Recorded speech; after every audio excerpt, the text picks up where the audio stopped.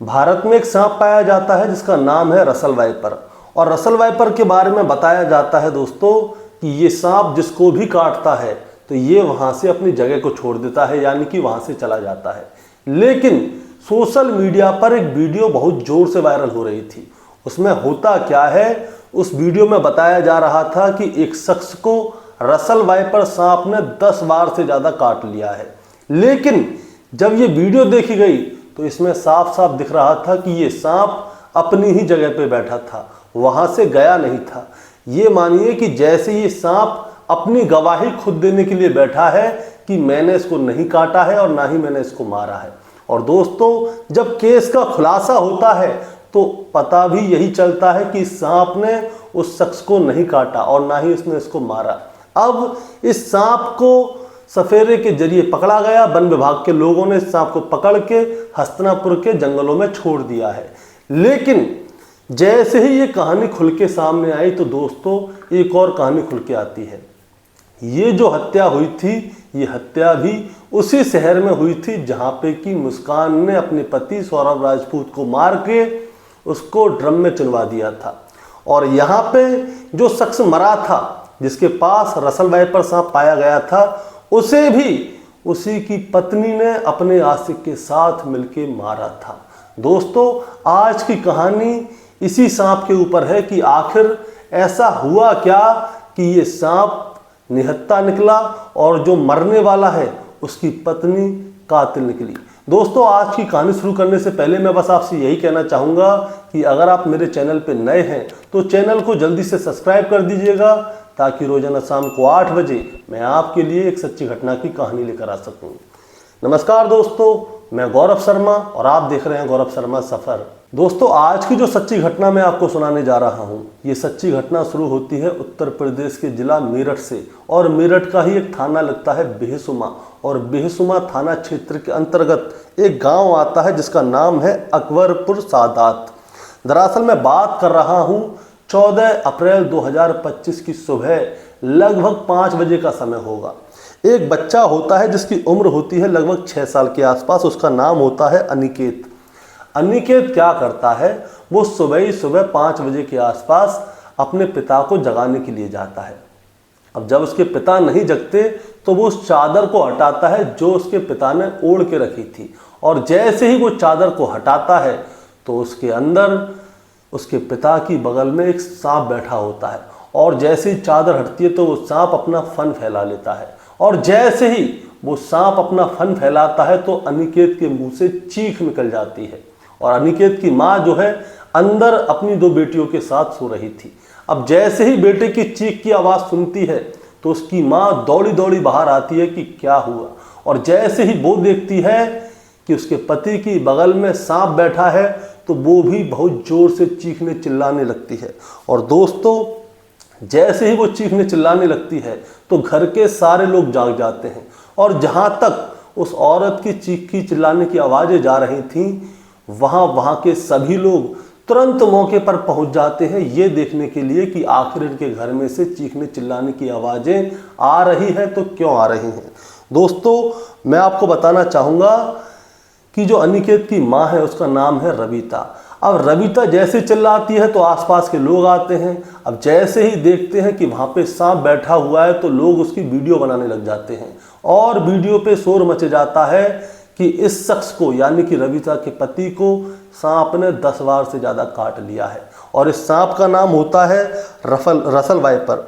अब दोस्तों, मैं बताना चाहूँगा जिस शख्स को रसल वाइपर ने काटा था, यानी कि रविता के पति का नाम क्या है। रविता के पति का नाम है अमित कश्यप उर्फ मिक्की, जिसकी उम्र है 25 साल, जो कि टाइल लगाने का काम करता है। और अब इसको क्या है, सांप ने काट लिया है। तो गांव के लोग क्या करते हैं, उसे जल्दी जल्दी में आनन फानन में जो नज़दीकी डॉक्टर होता है उसके पास लेकर जाते हैं और उसे दिखाते हैं। अब जैसे ही डॉक्टर अमित को देखता है तो वो क्या है, वो हड़बड़ा जाता है। दरअसल वो सांप के बारे में ज़्यादा जानता नहीं था, इसीलिए वो क्या करता है, वो कहता है कि आप इसे किसी दूसरे डॉक्टर के पास ले जाइए, मैं इसे देख नहीं पाऊँगा। अब इसके बाद क्या होता है, गांव के लोग अमित कश्यप के शरीर को लेकर बुलंदशहर का एक कस्बा लगता है गुलाबठी, और गुलावटी में एक डॉक्टर होता है, बताया जाता है कि वो शायद सांप वगैरह का अच्छा जानकार होगा। तो वो क्या करता है, जैसे ही अमित कश्यप को वहाँ पे लेके जाया जाता है तो वो उसकी नब्ज टटोल के देखता है। अब नब्ज टटोलता है तो पता चलता है कि अमित कश्यप मर चुका है। वो कहता है कि आप लोगों को यहाँ पे आने में देरी हो गई है, दरअसल अमित कश्यप अब इस दुनिया में नहीं रहा। इसी बीच में क्या होता है दोस्तों, कोई पुलिस को फ़ोन कर देता है, या तो पहले वाला डॉक्टर है वो करता है, या फिर कोई गांव का या कोई परिवार का ही शख्स पुलिस को फ़ोन कर देता है और वो बताता है कि आप एक बार यहाँ पे आके देख लीजिए, इसके पास सांप पाया था और सांप ने इसको काट लिया, लेकिन देखने से ऐसा नहीं लग रहा कि ये जो है इसको सांप ने काटा है, क्योंकि अमित कश्यप के चेहरे पे कुछ निशान बने हुए थे।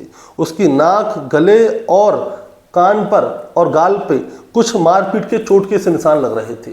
उसे देखकर या तो पुराने डॉक्टर को ऐसा लगा था कि इसके साथ कुछ और हुआ है, सांप ने नहीं काटा बल्कि इसको मारा गया है, या फिर किसी गांव वाले ने, क्योंकि इसका नाम सामने आया नहीं है कि किसने पुलिस को फ़ोन किया था। अब इसके बाद क्या होता है, पुलिस जो है मौके पर पहुंच जाती है, और जैसे ही पुलिस मौके पर पहुंचती है उसके बाद में वहाँ पे पूछताछ होती है। तो जो अमित का चाचा है राजू और उसका भाई है मोनू, इन दोनों को थाने बुलाया जाता है और थाने बुलाकर उनसे पूछताछ की जाती है कि बताओ अमित के साथ क्या हुआ है और किसने इसको मारा है, ये बताओ। तो जो उसका चाचा है और जो भाई है वो कहते हैं कि साहब हमें इसके बारे में कुछ भी नहीं पता, हमें तो वहाँ पे सांप दिखा था और जैसे ही हमें सांप दिखा हमने जल्दी से अमित के शरीर को उठाया, डॉक्टर के पास ले गए दिखाने के लिए, लेकिन डॉक्टरों ने उसे मृत घोषित कर दिया है। अगर आपको फिर भी कोई ऐसा लग रहा है कि उसे किसी ने मारा है तो आप ऐसा कीजिए, पोस्टमार्टम करा लीजिए। तो पुलिस वाले उनसे कहते हैं तुम क्या कहोगे, पोस्टमार्टम कराओगे? हमें तो कराना ही है। पुलिस वाले जो है अमित की लाश को पोस्टमार्टम के लिए भेज देते हैं। लेकिन इधर जो सांप पकड़ने वाला सफेरा आया था दोस्तों, उसने कुछ और ही बताया। गांव वालों ने जैसे ही ये वाली बात सुनी तो गांव वाले भी चौंक गए। सपेरे ने साफ साफ बता दिया कि जिस सांप को मैंने पकड़ा है वो सांप जो है किसी को डसने की हालत में ही नहीं था। दरअसल जिस सांप को मैंने पकड़ा है वो जहरीला तो है, लेकिन उसके दांत जो है पहले ही तोड़ दिए गए हैं। उसने अमित को नहीं काटा, उसकी मरने की वजह कोई और है। अब दोस्तों गांव वाले भी चौंक गए कि सांप ने तो उसको काटा नहीं, और गांव वालों ने वीडियो बना के शेयर कर दी कि अमित को 10 बार से ज़्यादा सांप ने काटा और इसके बाद वो मरा है।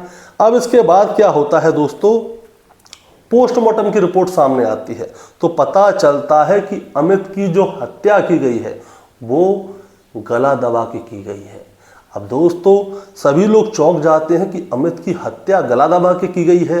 अमित के माता पिता घर में ही थे, उसकी पत्नी घर में थी, उसके बच्चे घर में थे, तो ऐसा कौन आ गया जिसने अमित की हत्या कर दी और घर वालों को पता ही नहीं चला। अब पुलिस वाले जो हैं अमित के चाचा और उसके भाई से पूछते हैं कि आपको किसके ऊपर शक है, अमित की किससे लड़ाई होती थी? तो उसके चाचा और भाई साफ साफ बताते हैं कि अमित की घर में सिर्फ अपनी पत्नी से लड़ाई हुआ करती थी। अब पुलिस वाले क्या करते हैं, अमित की पत्नी रविता को बुलाते हैं थाने और फिर उसके साथ थोड़ी सख्ती बरतते हैं और फिर रविता सारी बात शुरू से लेकर एंड तक एक ही बार में बता देती है। और वो क्या बताती है दोस्तों, मैं आपको बताना चाहूँगा। अमित की शादी जो है मुजफ्फरनगर की रहने वाली रविता से होती है आज से लगभग 8 साल पहले, और इसके 3 बच्चे होते हैं, जिसमें पहला बेटा होता है अनिकेत, दूसरी बेटी होती है गौरी और तीसरी बेटी अनु होती है। और अमित टाइल लगाने का काम कर रहा था। इसको मतलब कि नॉर्मल परिवार था, इतना अमीर परिवार नहीं था, जो मजदूरी में पैसे मिलते हैं वही करता था। अब इसके बाद क्या होता है दोस्तों, अमित जो है छोटी छोटी बातों पर ही अपनी पत्नी से लड़ता था, झगड़ता था, उसे मारता था, पीटता था, गालियां देता था, और बताया जाता है इतनी बर्बरता से मारता था कि उसकी चीखें निकल जाया करती थी। तो आज से लगभग 1 साल पहले की बात है, क्या हुआ था, अमित का एक दोस्त होता है जिसका नाम होता है अमरदीप। अमरदीप जो है अमित के साथ उसके घर पे आता है।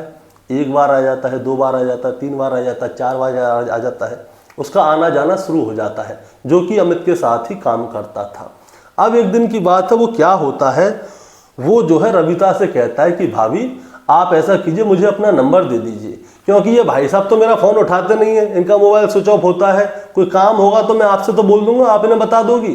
तो रविता क्या करती है, वो अमरदीप को अपना फ़ोन नंबर दे देती है, और जैसे कोई बात होती है तो अमरदीप रविता को फ़ोन कर देता था और वो अपने पति अमित को बता देती थी। लेकिन दोस्तों, जो अमरदीप है वो एक तरह से बहुत क्रूर किस्म का आदमी था। वो क्या करता था, रविता को बेवजह ही बुरी बुरी तरह से मारता था। कोई भी बात होती थी वो उसे बेल्टों से पकड़ के मारता था।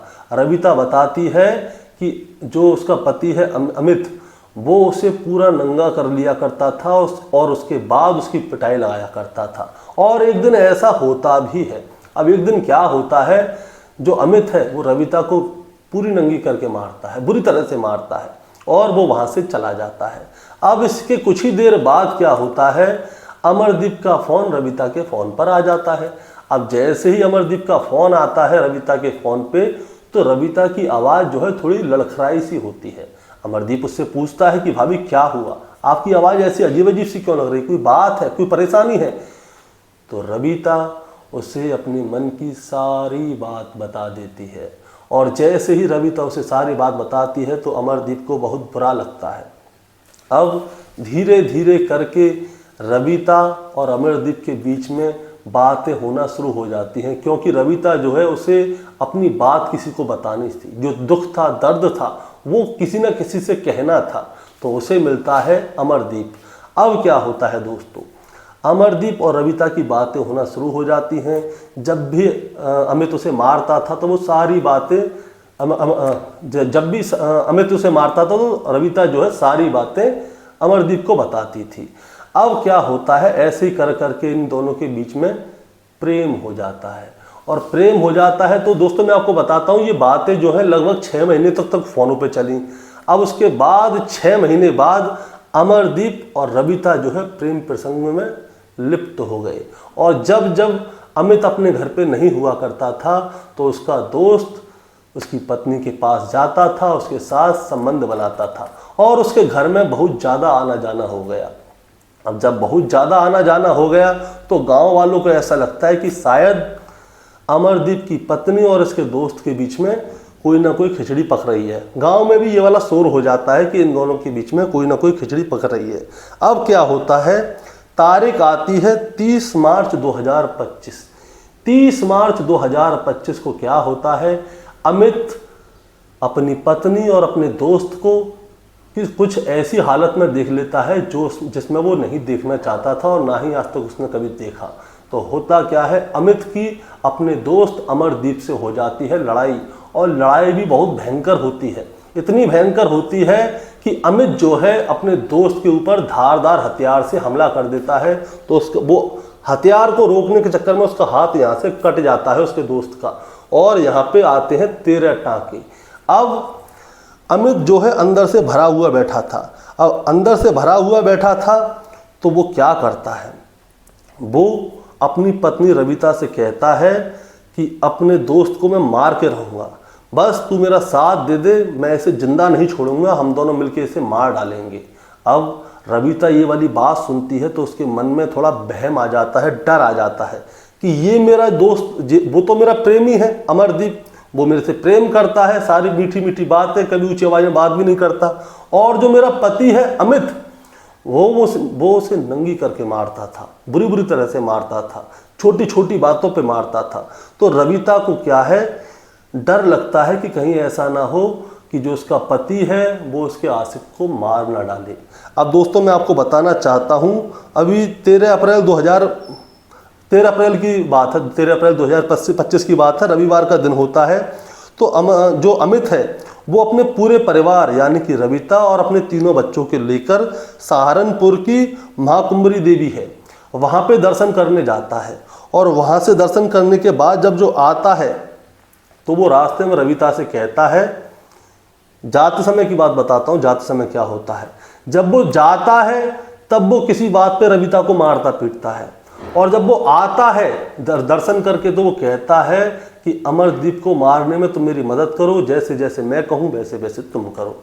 अब रविता क्या करती है, वो अपना पति का साथ ना देकर वो अपने प्रेमी अमरदीप को ये सारी बात बता देती है कि तुम्हें अमित जो है जान से ख़त्म करने वाला है, लेकिन मैं चाहती हूँ कि तुम और मैं दोनों मिलके मेरे पति अमित को जान से ख़त्म कर दें। अब ये लोग क्या करते हैं दोस्तों, रविता के पति को मारने की पूरी प्लानिंग करते हैं कि कैसे कैसे मारें इसको, ये सोचा जाए। तो ये लोग यूट्यूब पे बहुत सारी वीडियो देखते हैं, क्राइम शो देखते हैं, हॉलीवुड की पिक्चर देखते हैं कि कैसे मारें। तो कहीं से इनको वीडियो दिखाई जाती है कि सांप ने किसी को काट लिया, उसकी वजह से मर गया, मतलब कि किसी वीडियो में कोई मारता होगा सांप से, तो वो वीडियो इन लोगों ने देख ली। तो ये लोग क्या प्लानिंग करते हैं कि ऐसा करते हैं, सांप लेके आते हैं और सांप से इसको कटवा देते हैं और फिर ये मर जाएगा। अब दोस्तों क्या होता है, सांप की प्लानिंग हो तो गई, लेकिन सांप आए कहाँ से? तो अमरदीप का एक दोस्त होता है जो कि महमूदपुर सिगवाड़े में रहता है, नज़दीक में ये गांव होता है, वहाँ पे रहता है और उसी के जरिए सांप की व्यवस्था होती है और सांप होता है रसल वाइपर। लेकिन दोस्तों जो सांप होता है रसल वाइपर, उसके दांत पहले से ही टूटे हुए थे, वो किसी को डस नहीं सकता था वो जहरीला, लेकिन वो किसी को ढक नहीं सकता था। अब इसके बाद आती है 13 अप्रैल 2025 की रात।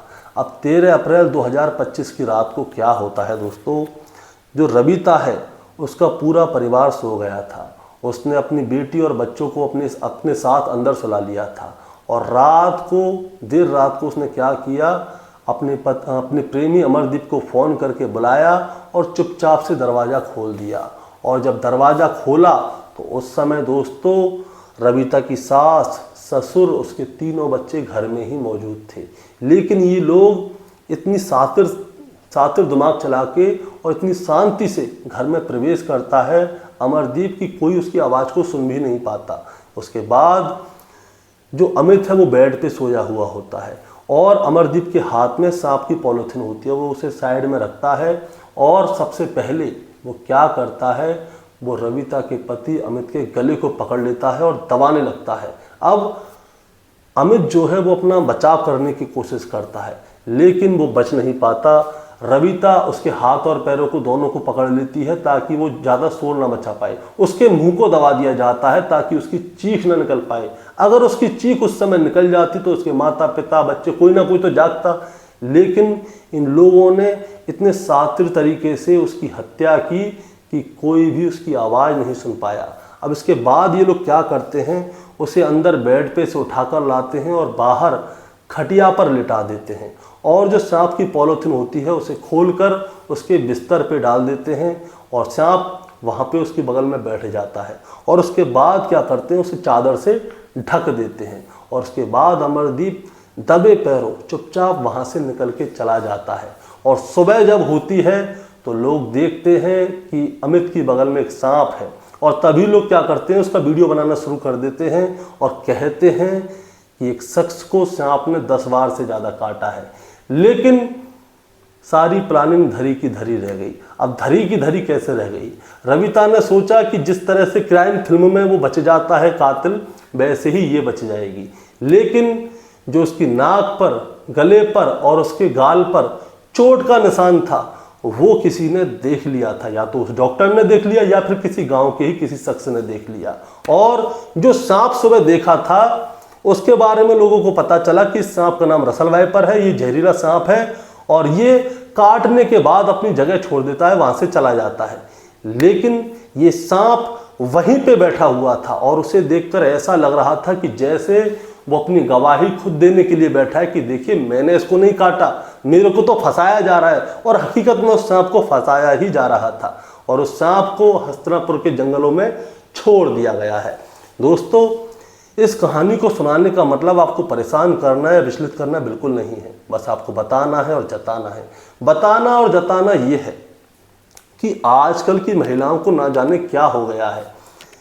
ये जो रविता है ये जो है मेरठ की ही रहने वाली है और आज तारीख कितनी है, 18-19 तारीख है आज। तो पिछले महीने की बात है, 16-17 तारीख में ही जो है मुस्कान पकड़ी गई थी। मुस्कान ने अपने पति को मारने के लिए नीले ड्रम का इस्तेमाल किया था और रविता ने नीले जहर का। दरअसल सांप का जहर जो होता है नीले कलर का होता है। अब मुस्कान जेल चली गई, अब रविता भी जेल जाएगी, और रविता जेल जाएगी और बताया जा रहा है कि मुस्कान और रविता को एक ही बैरक में रखा जाएगा ताकि ये दोनों का मन लगा रहे और ये दोनों अपने अपने प्रेमियों की बात एक दूसरे से कर सकें, क्योंकि इन दोनों ने बहुत बड़ा तीर मारा है अपने अपने पतियों को मारकर। दोस्तों, आपका क्या कहना है रविता के बारे में, आप जरा हमें कमेंट में जरूर बताएं। चैनल पे नए हैं तो सब्सक्राइब करके जाएं ताकि रोजाना शाम को 8 बजे मैं आपके लिए एक सच्ची घटना की कहानी लेकर आ सकूं। नमस्कार।